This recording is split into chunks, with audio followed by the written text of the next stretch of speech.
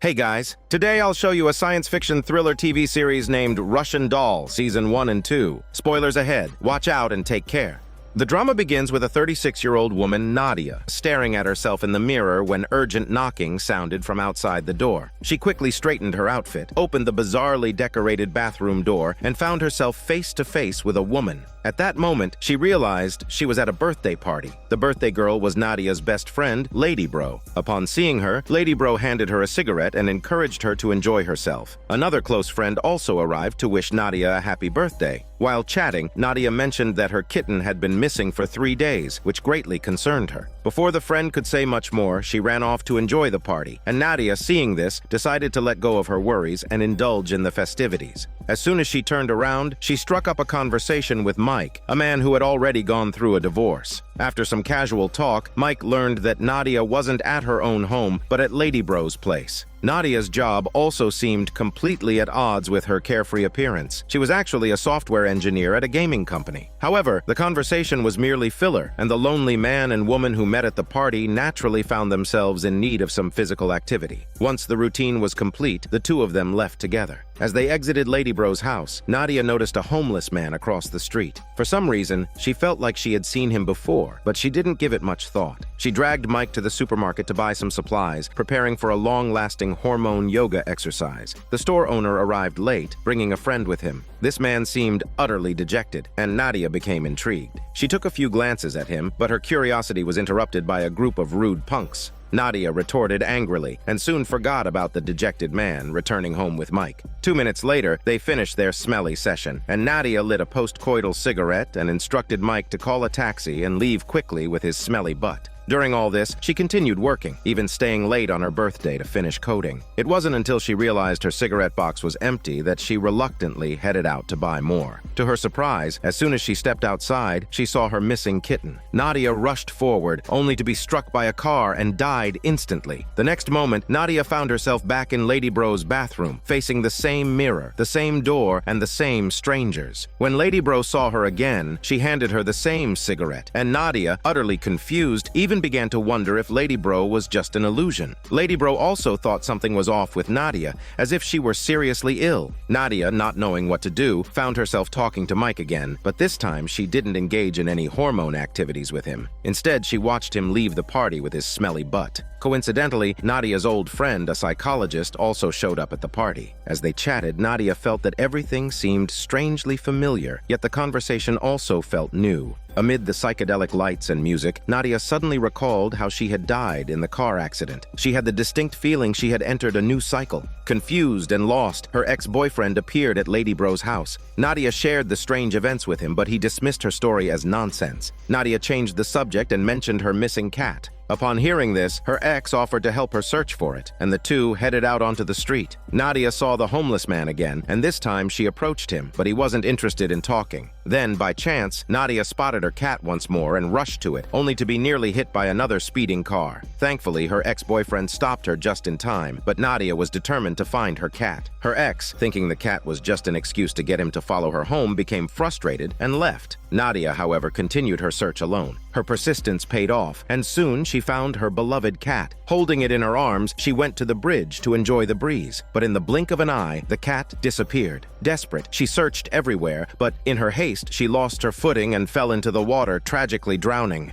Once again, she found herself back at the bathroom, her rebirth point. Nadia was furious. She had no interest in celebrating her birthday anymore and quickly left the party. This time, she was cautious and vigilant, but managed to survive until the next day. She suspected that the cigarette Lady Bro had given her was causing hallucinations and immediately called Lady Bro to get the information about the drug dealer. It was Monday, and Nadia still had to go to work. She went to the supermarket to pick up some breakfast and asked the owner about the man from last night, but the owner claimed not to remember him. Frustrated, Nadia messaged her ex for help. A series of bizarre incidents left Nadia with no desire to go to work. She made up an excuse to skip work and went to meet the drug dealer, questioning him about the illicit substances. The dealer assured her that it was a new supplier's product and that there shouldn't be any issues. Before Nadia could press further, her ex-boyfriend called. She urged him to come and help her, but he assumed she was just messing with him. Furious, Nadia got into a heated argument with him, so much so that she didn't watch where she was going and accidentally fell into a sewer, triggering yet another loop. This time, she had completely lost her patience. She went straight to the drug dealer and lashed out at him before storming off. Just then, she spotted the supermarket owner with the dejected man from before. She was about to chase after them when, once again, she fell into the sewer. And that wasn't even the worst of it. In the following loops, Nadia, growing increasingly irritable, tried to leave via the stairs, but each attempt resulted in a different accident that led to her untimely death. After countless failures, she finally gave in to fate and abandoned the idea of taking the stairs. Instead, she drowned her frustration in alcohol and cigarettes. The next morning, she roused the friend, who had spent the night engaging in group activities, and convinced her to leave through the emergency exit together. Having survived yet another cycle, Nadia decided to seek help from the psychologist. She was convinced she had developed a mental disorder. However, after listening to her, the psychologist simply called a psychiatric hospital to have her admitted. Midway through the transport, Nadia suddenly had second thoughts and caused a huge scene, only to be killed in yet another car accident. In her next loop, Nadia discovered that Lady Bro's house had been converted from a Jewish religious school. She hurried to a nearby synagogue, hoping for answers, but the staff took one look at her and assumed she was there to seduce the rabbi. Frustrated, Nadia contacted her ex-boyfriend and promised him a reunion hookup in exchange for pretending to be her husband and speaking with the rabbi. However, the well-informed rabbi immediately saw through the lie, forcing her ex to come clean. He was actually a married man when he first got involved with Nadia. His wife had discovered their affair and immediately filed for divorce, after which Nadia and he had broken up. After leaving the synagogue, Nadia kept her promise to her ex, but when he once again suggested they get back together, she firmly refused. That night, Nadia went out drinking alone and by chance ran into the homeless man again. This time, he was refusing to return to the shelter because someone had stolen his shoes. Nadia struck up a conversation with him, and in a burst of enthusiasm, he even offered to give her a haircut. With nothing better to do, Nadia agreed, letting the homeless man play the role of a makeshift barber. Afterward, she lay down next to him on the street and fell asleep snoring like a pig. What she hadn't expected was that this time, she froze to death. When the next loop began, she took a different approach. She went to the shelter to keep the homeless man company and even stopped a thief from robbing him. For the first time, she survived until the next day. Since it was Monday, she had no choice but to go to work. In the elevator, she encountered a peculiar man fiddling with a ring box. But just her luck, the elevator suddenly malfunctioned and plummeted downward at high speed. Strangely, neither she nor the man seemed panicked. Curious, she asked him why he wasn't afraid, and he simply replied he was already used to dying. But what did he mean by that? Let's switch to his perspective. His name was Allan. Just before his death in the elevator, he had reached his 10th loop, with his reset point also being a bathroom. That night, he meticulously tidied up, fed his pet fish, opened the door for an elderly person, and even brushed past Nadia, all in perfect sequence, as if following a script. This evening was particularly important to him because it was the night he planned to propose to his longtime girlfriend. However, after going through 10 loops, he had already memorized her every word and reaction. He knew that no matter what he did, she would break up with him at this very moment. Even after countless resets, he couldn't change this outcome. Left with no choice, he drowned his sorrows in alcohol, food, and video games, numbing himself to the pain. It turns out, Allan was none other than the supermarket owner's friend, the same dejected man Nadia had noticed before. Following his death in the elevator, Allan repeated his routine once more. His severe OCD and obsessive cleanliness drove him to maintain the exact same actions every loop, but this time he deviated slightly. When he arrived at his girlfriend's place, he said nothing, his mind preoccupied with the strange encounter in the elevator. This single change led to an unexpected revelation. He discovered that his girlfriend had been cheating on him with Mike. Completely shattered, Allan broke down on the spot.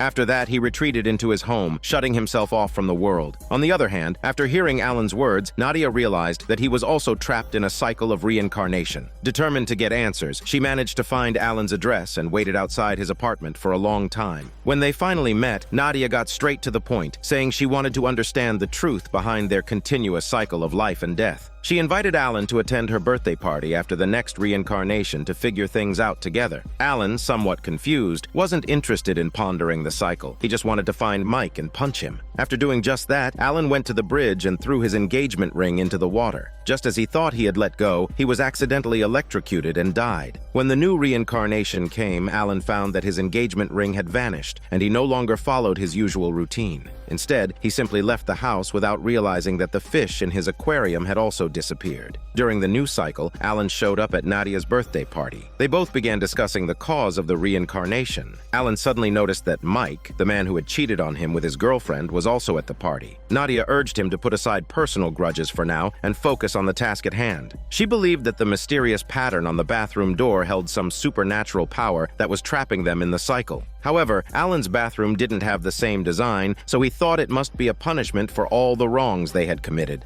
To test Allan's theory, Nadia gathered all the guests and asked them to confess any bad deeds they had done. But no one spoke up, so Nadia concluded that she was a perfect angel. Just then, Nadia's ex-boyfriend arrived. During their conversation, Nadia casually mentioned his daughter, which angered him. Allan, who had been listening to the entire conversation, finally understood. Nadia had not only destroyed her ex-boyfriend's marriage, but had also neglected his young daughter, never meeting her even once. Allan immediately pointed out that if such behavior didn't make her a bad person, then who would be? Nadia was left speechless and had no choice but to find her ex and offer to meet his daughter. Meanwhile, Allan found Mike and tried to confront him about the affair. Unfortunately, his chicken muscles were no match for Mike, and he ended up watching him flirt with women, which made him so angry that he stormed out of the party. As for Nadia, after resolving her issues with her ex, they rekindled their hormone ship and ended up sleeping together. The next day, Nadia went to the psychologist's house with her favorite storybook, intending to give it to her ex-boyfriend's daughter as a gift. Everything seemed to be going smoothly, and she even chatted with the psychologist for a moment. However, the doctor accidentally triggered a gas leak, causing an explosion. Nadia's efforts were all for nothing, and she was thrown back into the cycle. This time, she went straight to the point and insisted on meeting her ex's daughter, quickly kicking off the process of reconciliation. Meanwhile, Allan gave up on arguing and chose to resolve the conflict physically, which got him kicked out by Lady Bro. Still seething with frustration, Allan called his girlfriend, hoping to win her back, but in his distraction, he walked into the street and was hit by a speeding car, sending him back into the loop. The next cycle, Allan, having gotten drunk in the street, was mistaken for a stalker and was sprayed with anti-wolf spray, which triggered an asthma attack and killed him. Meanwhile, Nadia was at the psychologist's house calling for someone to fix the gas leak while also grabbing the storybook. The psychologist, thinking there was a burglar in the house, accidentally shot and killed Nadia. Allan wasn't doing any better. He realized that the fish in his aquarium had disappeared, but there was no time to dwell on it. He went to confront Mike again, this time not just to vent his anger, but to figure out why his girlfriend had cheated on him. Mike claimed that the problem was with Allan himself, which led to deep self-doubt. Meanwhile, Nadia's ex-boyfriend had invited his daughter as promised, but Nadia suddenly lost her confidence and backed out, going to find Allan instead. Unfortunately, just as they met, they were both struck by falling debris and died once again. Now they understood. Every time they died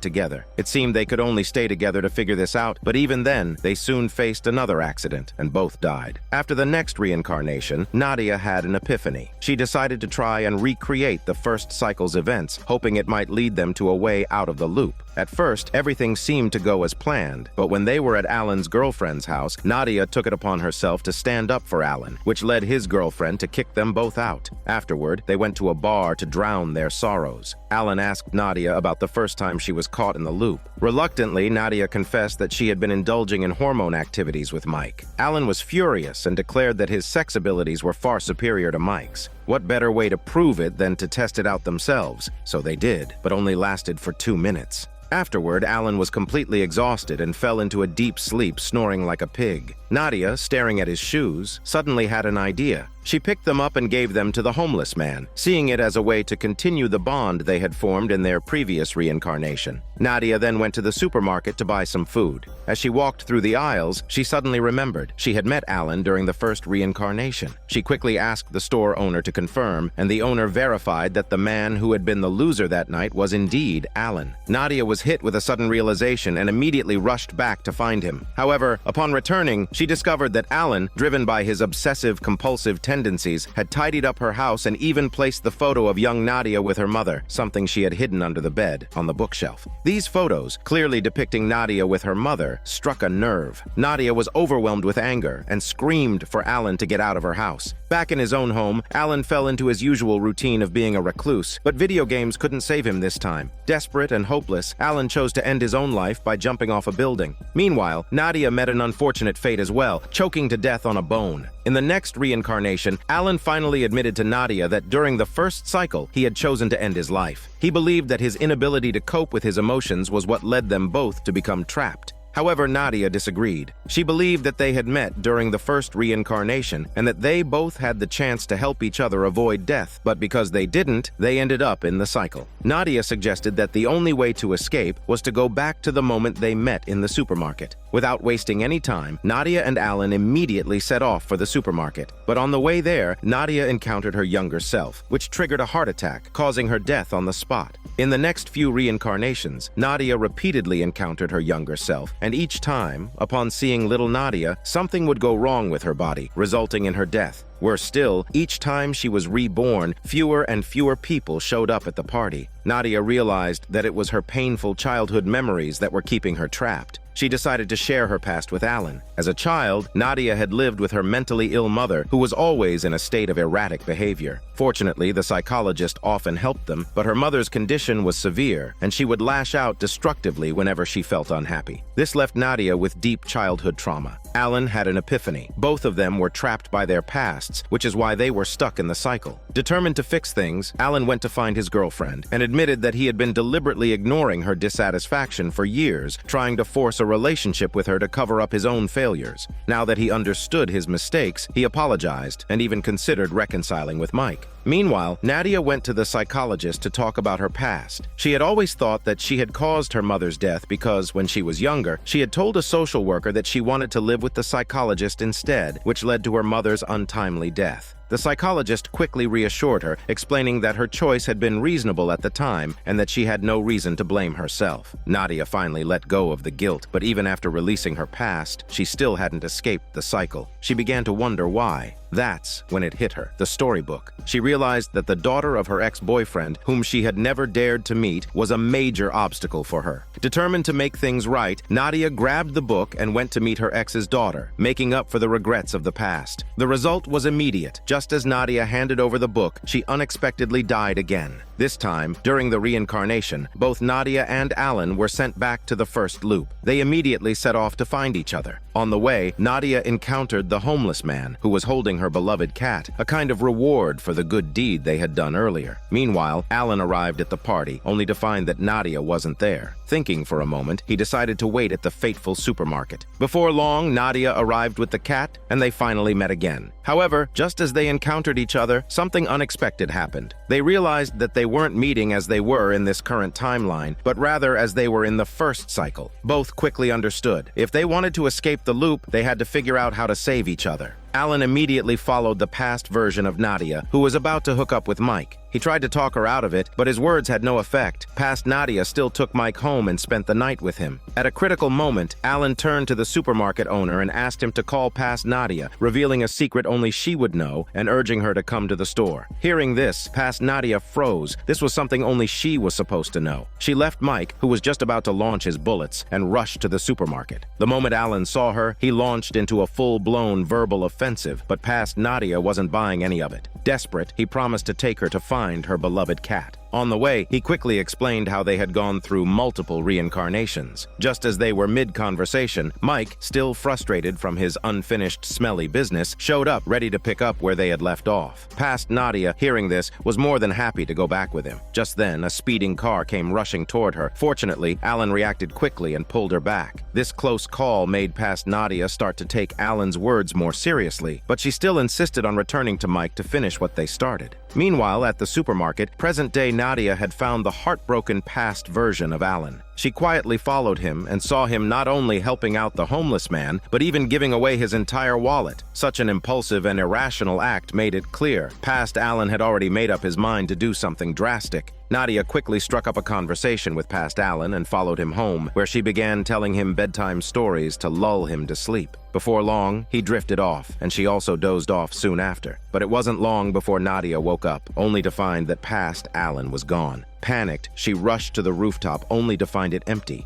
Thinking she had failed and that past Allan had gone through with it, she broke down emotionally. Just then, past Allan appeared, arriving much later than expected. Nadia immediately poured her heart out, reasoning with him and persuading him to abandon his suicidal thoughts. It seemed that Nadia had successfully completed her task. At the same time, things were also shifting to past Nadia, who had barely walked away with Mike, suddenly had a change of heart and returned to Allan. And just like that, in two parallel timelines, both versions of Nadia and Allan found their way back to each other. As they moved forward together, they were met by a parade of homeless people marching down the street. The two timelines gradually merged into one, and with that, Nadia and Allan stepped into a brand new life. There's a saying that a person's life is essentially set by the age of 25, and everything after that is just a repetition of what came before. While this may not be entirely true, people do often get trapped by their past, repeating the same mistakes over and over again. In this story, the protagonists ultimately break free from their cycle by coming to terms with themselves, symbolizing the idea of overcoming personal barriers, accepting oneself, and embracing a new beginning.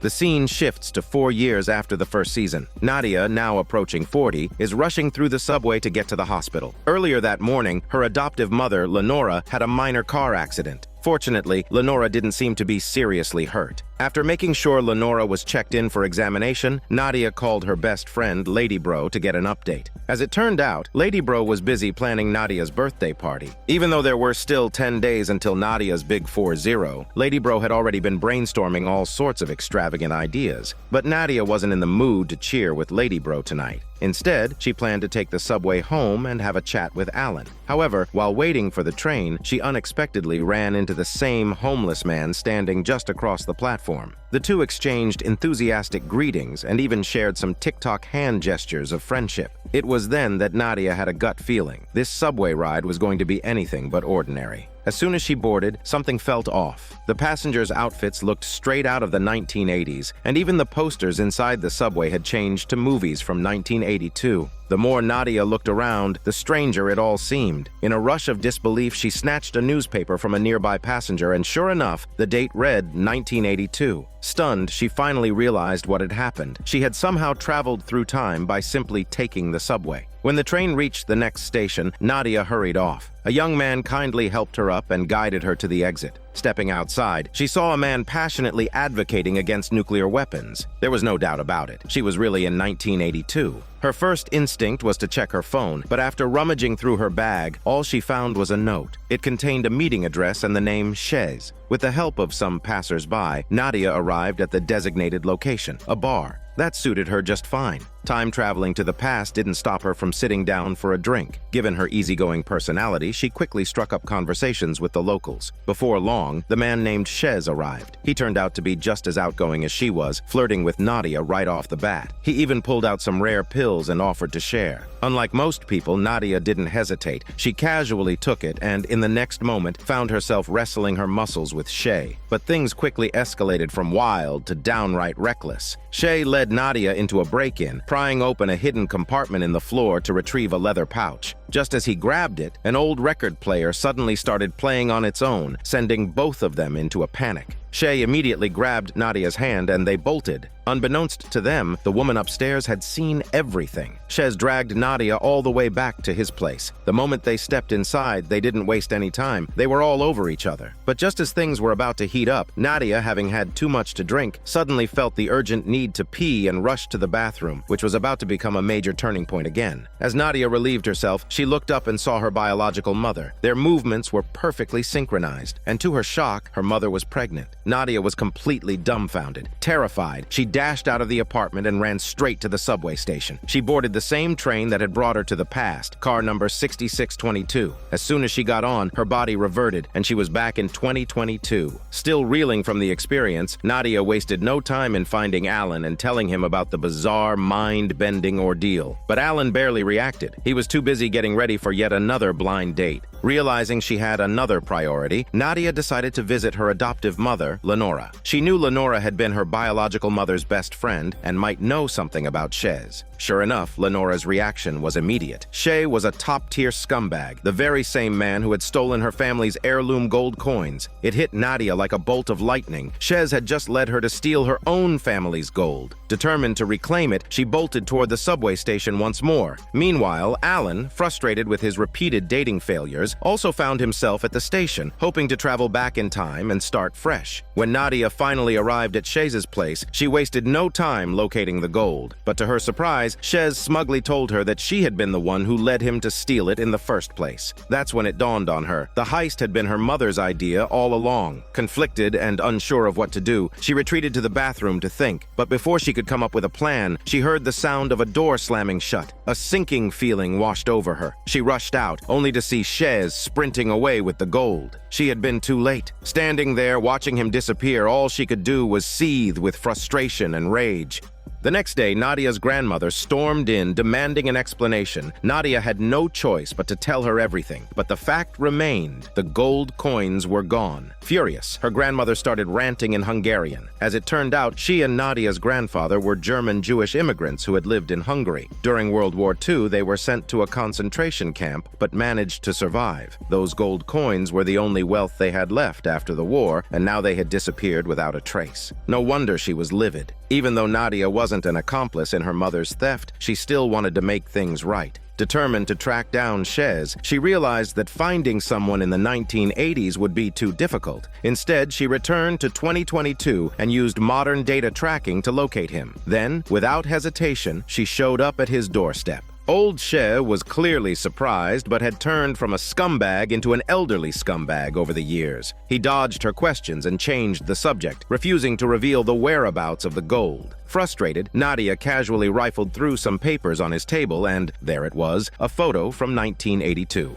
In the picture, Shez was proudly holding a championship trophy at a squash club. It was the perfect clue, and she hadn't even needed to try. Wasting no time, Nadia traveled back to 1982 and waited for Shez to show up. Before long, she caught him, but to her shock, he claimed that her mother had already taken back all the gold the night before. At first, Nadia didn't believe him, but then it all clicked. Back then, her mother had owned a flashy sports car. The gold must have been spent on that. Just as she was piecing everything together, her grandmother's close friend arrived with movers, taking away her mother's belongings. She informed Nadia that her grandmother had decided to cut off her mother financially. To drive the lesson home, she also launched into the family's tragic history, schooling Nadia on their hardships. Coincidentally, young Lenora was there too, and Nadia was taken aback by how stunning she was, completely fangirling for a moment. But she quickly remembered her mission. She and Lenora headed to the dealership to return the car. The saleswoman, however, refused, saying there was no valid reason for a refund. That's when Nadia made another discovery. Her mother had paid for the car in cash. Even more strangely, the saleswoman's name was identical to hers. It seemed her mother had chosen her name on a whim.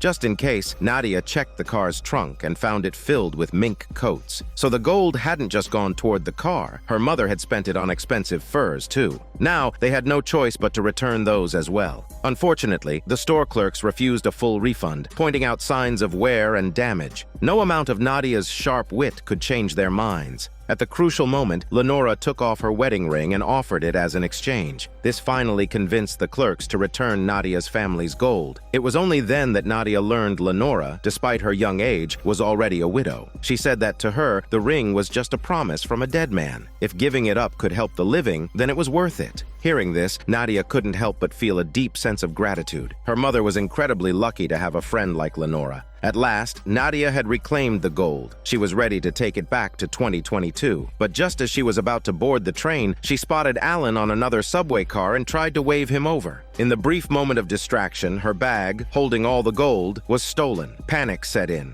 Left with no choice, Nadia asked Lenora to call her grandmother for help. After a long conversation, Nadia finally learned a shocking truth. These gold coins had once disappeared aboard the infamous gold train. Determined to uncover her family's history and the mystery of the gold train, Nadia packed up a pile of old documents from her grandmother's house. She also snuck into the library and stole a set of 1930s slides, then borrowed a projector to examine them. After a long day of research, she finally returned to her apartment and started digging through the materials. Among the documents, she found a letter written to her grandmother by her great-uncle. But as soon as she finished reading it, she felt something strange happening to her body. An unbearable itch spread all over her skin. When she looked closer, she was horrified to see that a small insect had burrowed into her flesh. Just as she was struggling to understand what was happening, her mother suddenly appeared before her. After all these years, mother and daughter were finally reunited. Putting aside their emotions, they sat down together to decipher the mystery. And with the help of the old slides and a tip from the library's archivist, the truth behind the gold train was finally about to be revealed. Unlike the real-life gold train, which was located in Poland, the show relocates the story to Hungary. In simple terms, in 1944, the German army collected the property of Hungarian Jews and transported it to Berlin. To reassure the victims, they even issued receipts. However, after the war, the train mysteriously disappeared. It seemed that if Nadia could find the gold train, she might be able to prevent her family's tragedy from the very beginning. But before she could take action, her grandmother called the police and had her committed to a psychiatric hospital. No matter how much Nadia tried to explain, the doctors refused to believe her, especially not when she insisted that a pregnant woman was standing behind her. It was then that Nadia had a horrifying realization. Her mother had schizophrenia. The version of her mother she had been seeing was nothing more than a figment of her own delusion. Determined to escape, Nadia tied bedsheets together into a rope and successfully broke out of the hospital. Back in 2022, she turned her apartment upside down, searching for any clues.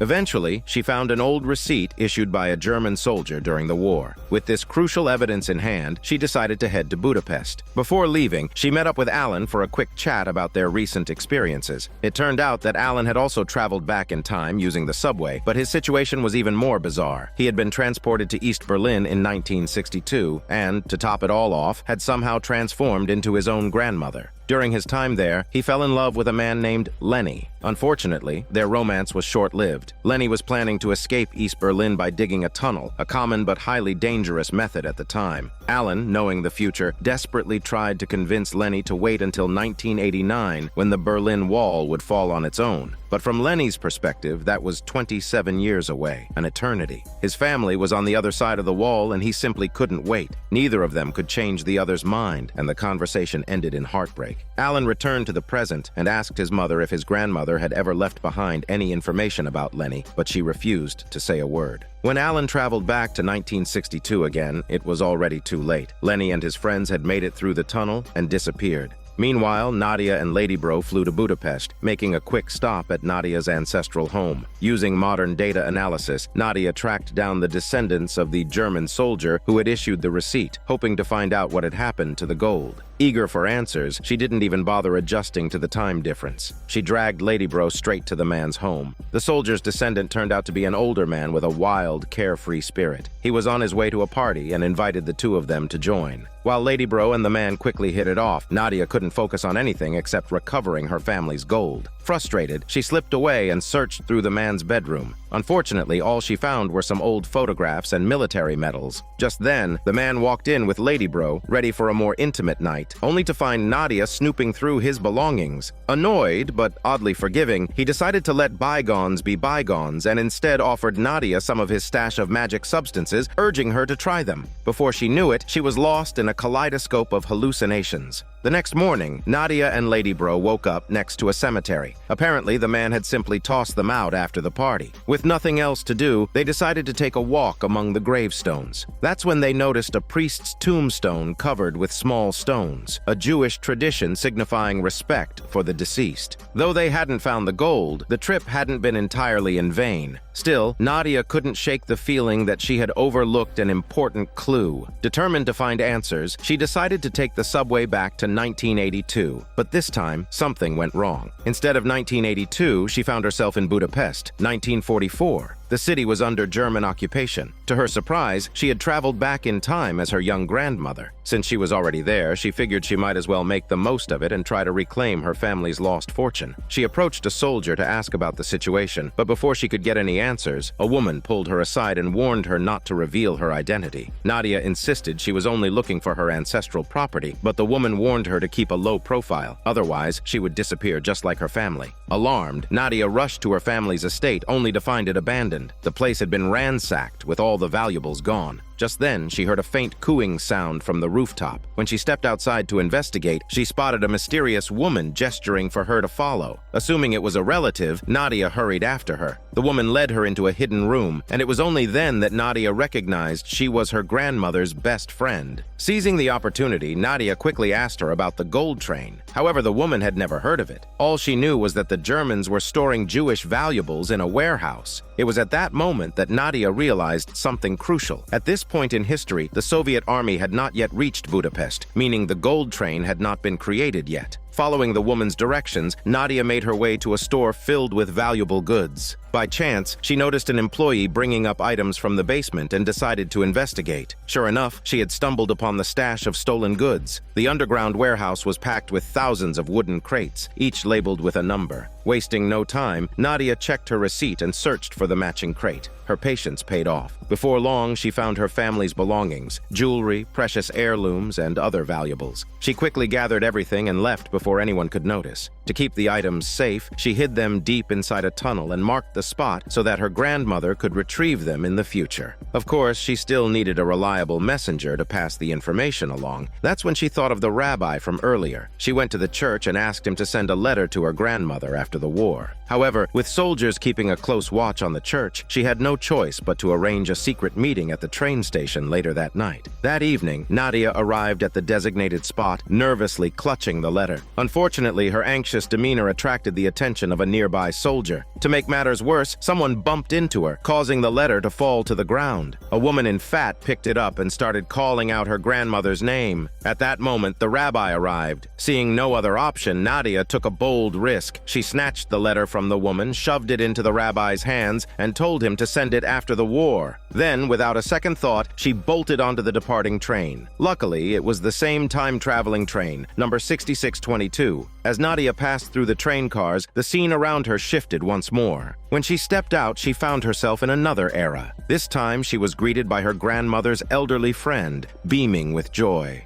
In her arms, she held Nadia's recovered family fortune. Seeing this, Nadia couldn't help but break into a relieved smile. Her efforts had finally paid off. Now, in 1968 New York, the woman took Nadia to an appraisal firm to have the valuables assessed. After the evaluation, the firm's owner asked whether they preferred cash or bonds. The woman gave an answer that sealed their fate: gold coins. Nadia was stunned, as if struck by lightning. She knew exactly what would happen next. Her mother would eventually steal and squander the entire bag of gold coins. She desperately tried to stop the woman, but she firmly believed that gold was the safest form of currency. Even in times of war, its value would remain stable. She insisted on the exchange, and the owner soon returned with a tray of gold coins. Nadia could do nothing but watch helplessly as history repeated itself. After all the effort she had put into traveling through time, she had only ended up with a bag of gold destined to be stolen. At last, she understood. History could not be changed. Resigned, she took the gold coins home and hid them under the couch. Just then, young Nadia's mother ran over excitedly, announcing that she had just learned a new dance. A flood of emotions washed over Nadia. She wanted to tell her mother about everything she had just experienced, but the little girl was too young to understand and was only focused on dancing. Seeing this, Nadia decided to let it go and simply joined her mother in dancing. Sometime later, Nadia boarded the time-traveling train once again, only to make a shocking discovery. Each train car represented a different point in time. She could walk from 2022 straight into 1982 and become her own mother, step into 1968 and turn into her grandmother, or even travel back to 1944. Eventually, she found herself back in 2022. Struggling to process this surreal reality, Nadia panicked and rushed back to 1982. There, she was met with an even greater shock. Her mother, who desperately didn't want to be pregnant, suddenly went into labor. Her water had broken, and the baby was coming fast. With no time to get her to a hospital, the people around her quickly ushered Nadia out of the subway station, preparing for an emergency birth right then and there. It was then that Nadia realized something absolutely mind-blowing. She was about to witness her own birth. After a chaotic yet miraculous delivery, the baby was born safe and sound, becoming New York City's newest subway baby. The crowd erupted in joy, celebrating the momentous occasion. The next day, when Nadia woke up in the hospital, the first thing she saw was none other than Shay.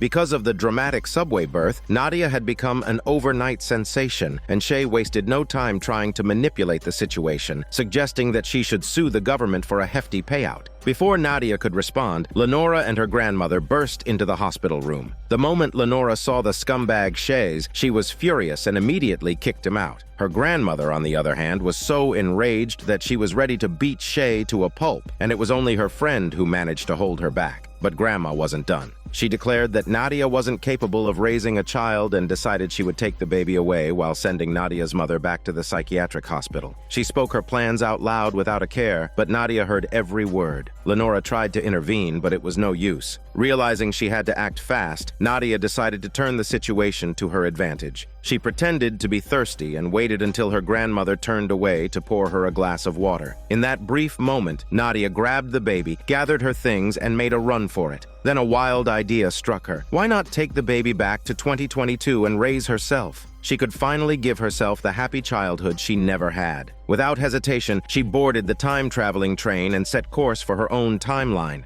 Back in the present, Nadia's phone finally reconnected and a flood of missed messages came pouring in. That was when she realized something. Today was March 30th, her 40th birthday. Just as she was processing this, her best friend, Lady Bro, called. She had bad news. Lenora had fallen seriously ill and was in the hospital for tests. Nadia's heart sank. Grabbing the baby, she rushed to the hospital, but when she arrived, things only got weirder. Not only were her two best friends waiting for her, there were also two others of themselves. To make matters worse, Lady Bro informed her that Lenora had also been in a minor car accident. Nadia was completely confused, but she didn't have time to think. She had to check on Lenora. What she found inside the hospital room sent her head spinning. There were 3 Lenoras, each suffering from a different condition. Before she could make sense of it all, another chilling incident occurred. She overheard hospital staff discussing the body of a 36-year-old woman who had been hit and killed by a taxi. A deep sense of dread crept over her. Rushing to the morgue, she unzipped a body bag, and there she was. It was her own corpse from 4 years ago. It was exactly like the earlier events of her accidents. Beside her own body, there were several more versions of herself, some who had met different fates. Among them was Allan, who had fallen to his death. In that moment, Nadia finally understood. By bringing the baby back with her, she had completely disrupted the timeline, throwing everything into chaos. She frantically searched for Allan, but his home was empty. As she aimlessly ran through the city, she caught sight of her reflection in a bathroom mirror, and suddenly she remembered an old trick. Meanwhile, in 1962 East Berlin, Allan was preparing to take a train to check on Lenny when he was unexpectedly stopped by the police for questioning. With no other options, he boarded a different train and, without meaning to, found himself in 1982. Something felt off. He tried to contact Nadia, but nothing worked. The timeline was beginning to unravel. Luckily, Allan also remembered the old trick. He made his way to Lady Bro's apartment and waited in the bathroom, because this was where Nadia had been reborn in Season 1, the spot they had previously agreed to meet. Sure enough, it wasn't long before Nadia arrived carrying the baby. Once again, they were back at the beginning, Nadia's 36th birthday party. Allan was furious. He berated Nadia for breaking the rules of time travel, accusing her of bringing the baby to the present and causing the entire timeline to collapse. But Nadia didn't care. She still insisted on raising herself.